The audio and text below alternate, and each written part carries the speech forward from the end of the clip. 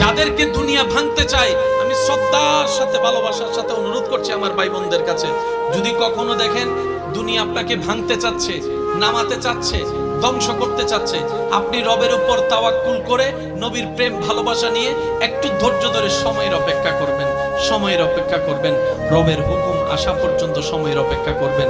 মনে রাখবেন, ভাঙ্গা জিনিসগুলাকে আল্লাহ এমন ভাবে সুন্দর করে নতুন করে সাজাবে, আপনাকে এমন সুন্দর জীবন দান করবে, যারা আপনাকে নামাতে চেয়েছিল তারা আপনি পর্যন্ত আর পৌঁছাতে পারবে না। সুবহানাল্লাহ। যারা আপনাকে টেনে ধরে নামাতে চেয়েছে তারা অনেক পিছনে পড়ে থাকবে, আপনি রবের রহমত নিয়ে অনেক দূরে এগিয়ে থাকবেন। মনে রাখবেন, শুধু একটু সয়ে যাবেন, একটু ধৈর্য ধরে থাকবেন, একটু সহ্য করে চুপ করে থাকবেন। যত সইবেন তত পাইবেন, যত সইবেন তত পাইবেন। কোনো আফসোস নাই, কোনো আপত্তি নাই, কোনো হা হতাশ নাই। রবকে শুধু এতটুকু বলবেন, যখনই মন খারাপ হবে সিজদায় মাথাটা ঝুঁকিয়ে, ইয়া রব, আমি যা পেয়েছি কোনো কিছু পাওয়ার যোগ্যতা আমার কাছেই নেই, সব তুমি দয়া করে দান করেছো, সব তুমি দয়া করে দান করেছো।